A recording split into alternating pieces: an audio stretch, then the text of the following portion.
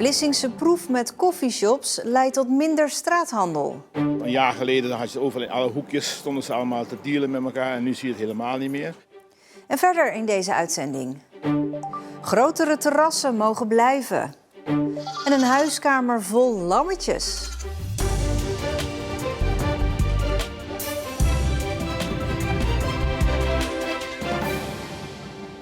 Goedenavond.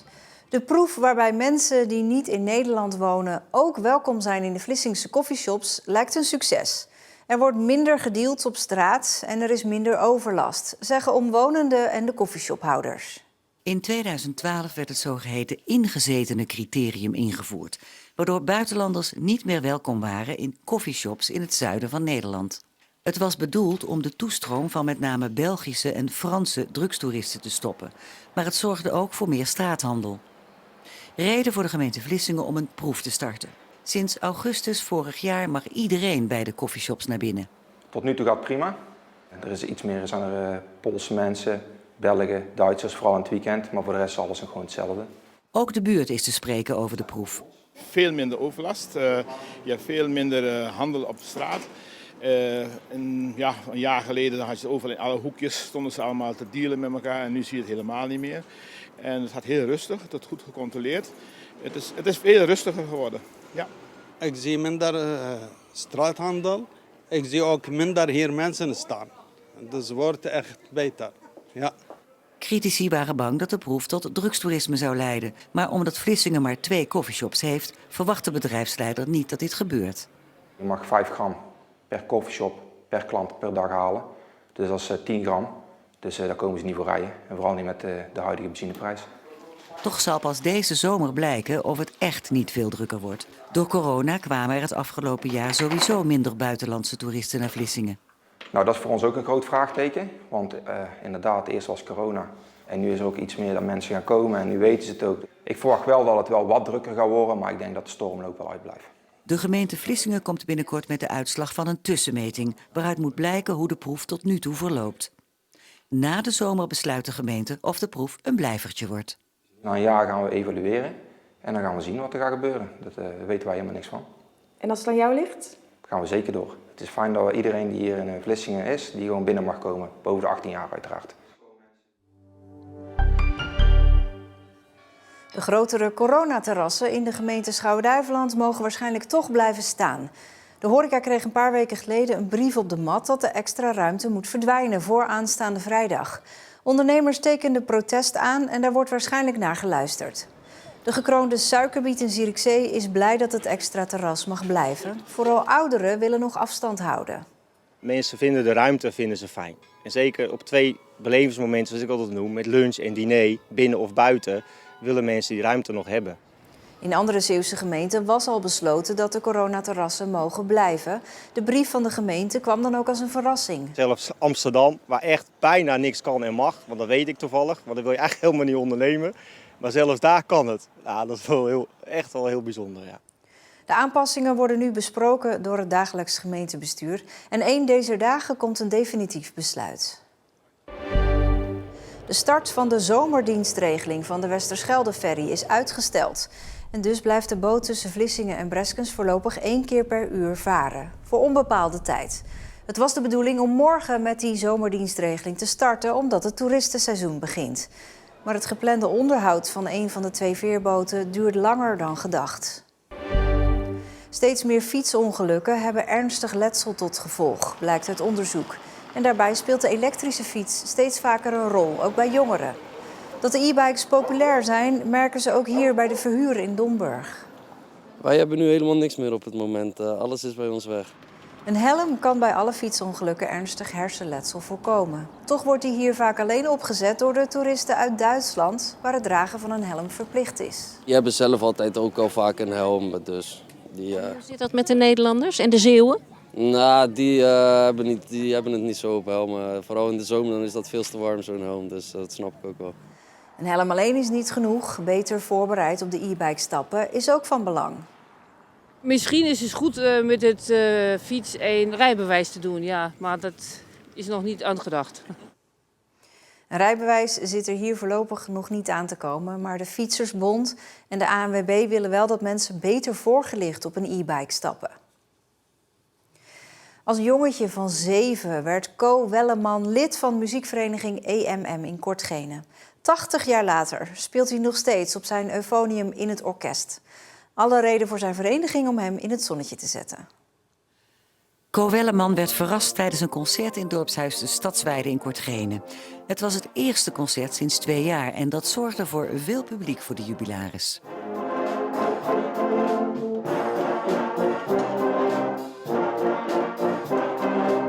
Samen met kinderen uit groep 5 en 6 van basisschool De Zuidvliet was een programma ingestudeerd dat halverwege werd onderbroken. Ja, heel fijn dat u dat doet. Ja, nu mag u gaan zitten. Ja, dat is prima. Ja, nee, maar dat is, we hebben daar een mooie stoel voor u gezet en dan kan ik u toespreken. Co Welleman kreeg een onderscheiding van de Koninklijke Nederlandse Muziekorganisatie uit handen van burgemeester Meeuwissen van Noord-Beveland. Ik vind het prachtig. Ja, ik vind het toch wel... Ja, daar ben ik toch wel een beetje ontroerd over, moet ik zeggen. Maar dat zijn zoon er was en hem toesprak, was misschien nog wel het mooiste. Ad Welleman dankte zijn vader voor de hulp en support tijdens zijn muziekstudie. Hij is professioneel trompetist, onder andere bij het Concertgebouworkest. Een eerste leraar was eigenlijk mijn vader. Hij zat ernaast. Als ik moeite had met een ritme, dan tikte hij de maten bij. En daarna ga je dan naar een muziekschool en leer je het daar verder. En natuurlijk ook op het conservatorium daarna. Maar wat dan ontzettend fijn is dat zo'n stimulans van de ouderzijde, dat is ontzettend belangrijk.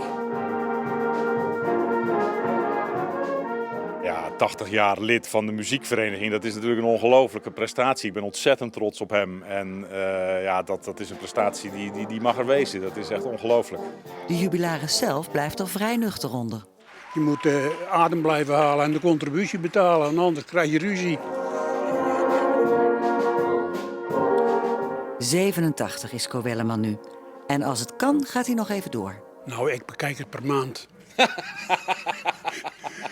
Want als het op een gegeven moment te veel wordt, dan wil ik er toch mee stoppen. Want ik wil niet...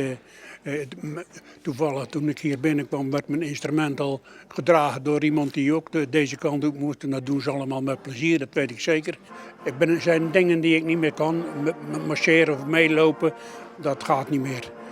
Dat doe ik niet meer, dat moet de jeugd maar doen. Nou, en ik probeer het zo lang mogelijk vol te houden. Waar bijna alle instellingen voor geestelijke gezondheidszorg krimpen qua gebouwen en klinieken, breidt Zeeuwse Gronden alleen maar uit. Zowel binnen als buiten Zeeland. Hoe komt dat? We vroegen het oprichter en directeur Jan van Blaricom op een van de dagbestedingslocaties van Zeeuwse Gronden, de Kraaghoeve in Terneuzen. Zeeuwse Gronden is een zorgvoorziening voor mensen met een ernstige psychiatrische ziekte. En wij zijn vooral bekend omwille van onze beschermd wonen. En dat beschermd wonen dat zijn wij in 2003 begonnen. In samenwerking met ouders van kinderen met een ernstige psychiatrische ziekte. Omdat de ouders niet tevreden waren over hoe toen de voorzieningen waren. Dus wat wij gedaan hebben is voorzieningen gecreëerd waarbij iedereen een eigen appartement heeft. Eigen voordeur, eigen woonkamer, slaapkamer, keukentje. Binnen een groter geheel, binnen een gemeenschappelijk geheel. Vaak in het reguliere beschermd wonen is eigenlijk het probleem dat mensen na 2-3 jaar weer verder moeten. Terug de samenleving in, waardoor er vaak terugval ontstaat. En wij hebben gezegd, mensen die het nodig hebben, kunnen daar gewoon de rest van hun leven blijven wonen. En dat is eigenlijk heel erg belangrijk, ook voor de familie. Dat ze ook weten dat er voor een kind goed wordt gezorgd als zij er zelf niet meer zijn. Inmiddels wonen er zo'n 150 mensen in verschillende beschermde woongroepen van Zeeuwse Gronden. Die dus allemaal zijn ontstaan op initiatief van de familie. Ook in Dirksland op Goeree-Overflakkee is dat het geval. Ik denk dat ons geheim is dat we kijken van wat is de vraag van familie, wat is de vraag van cliënten. Want familie weet het beste. En een familie zal nooit een kind laten opnemen als het niet nodig is. Dat vinden ze verschrikkelijk als een kind wordt opgenomen in een psychiatrisch ziekenhuis. Maar soms kan het niet anders. Hè. Soms is het leed zo groot, ook bij de broertjes en zusjes, hè, dat je veel beter kan zeggen van in plaats van al die stress thuis, laat zo'n jong iemand even in een huiselijke omgeving verblijven. Laat hem daar opknappen en dan terug naar huis gaan. Dus het is vooral belangrijk om te kijken van wat hebben familie, wat hebben cliënten nu precies nodig. Dat klinkt logisch. Toch gaat Zeeuwse Gronden hiermee tegen de zogeheten ambulantisering van de geestelijke gezondheidszorg in. Dat wil zeggen dat psychische hulp tegenwoordig vooral thuis gegeven wordt en niet meer binnen de muren van een instelling. Ik ga daar voor een groot deel in mee. Hè. Wij hebben ook als slogan psychiatrie in de samenleving. Maar uiteindelijk kan je niet iedereen thuis behandelen. Soms heb je gewoon een goede opnameplek nodig. Hè? Vooral ook voor jonge mensen. Als je voor de eerste keer last krijgt van een psychose, dan zijn er toch een aantal die opgenomen moeten worden. En dan red je thuis niet. Voor die jongeren is er nu geen goede plek. Daarom moeten ze vaak onnodig lang in psychiatrische ziekenhuizen verblijven. En dat gaat Jan aan het hart. Eigenlijk, omdat ze zeggen, ja, we willen ambulantiseren, maar dan is er geen goede tussenvoorziening. Er is geen beschermde woonvorm. Had je een goede beschermde woonvorm gehad, dan hoeft zo'n jongen of meisje al lang niet meer in het psychiatrisch ziekenhuis te zitten. Dan kunnen ze gewoon naar een goede beschermde woonvorm. En ik vind het vreselijk dat eigenlijk een hele ontwikkeling gestagneerd wordt, doordat we die voorzieningen niet meer willen. Daarom gaat Jan graag op initiatief van de familie op zoek naar een goede oplossing. Ook buiten Zeeland dus. Ja, we gaan nooit zelf ergens zomaar iets beginnen. We gaan ook niet groter worden om het groot te worden. We kijken altijd waar is de vraag van de familie. En dan zeggen we, nou, dan gaan we samen met jullie naar de gemeente, naar de woningbouw, naar de zorgverzekeraar. Dan gaan we samen met jullie praten en dan gaan we wel beginnen. Wat maakt het mooi om directeur te zijn bij Zeelse Gronden? Nou, eigenlijk omdat je kan doen wat je wil, wat nodig is voor je cliënten. Ik heb mijn hele leven lang ook met veel plezier bij andere instellingen gewerkt. Maar het duurt toch eindeloos voordat het voor elkaar komt. En als je nu directeur bent, ja, dan kan je gewoon doen waarvan jij vindt dat het nodig is. En behalve in Dirksland komt er in Zuid-Holland ook in Spijkenisse een beschermde woonvorm van Zeeuwse gronden.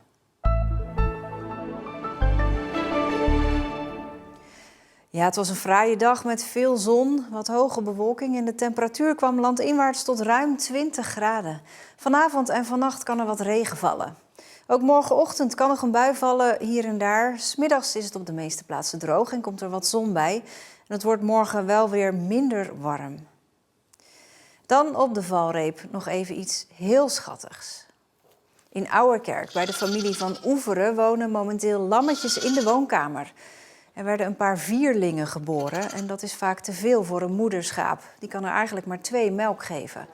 Daarom helpen Rina en haar man een handje en voeden en verzorgen er zelf 5. Het is toch geweldig. We genieten er enorm van. Het is ook een hoop werk, zal ik eerlijk zeggen.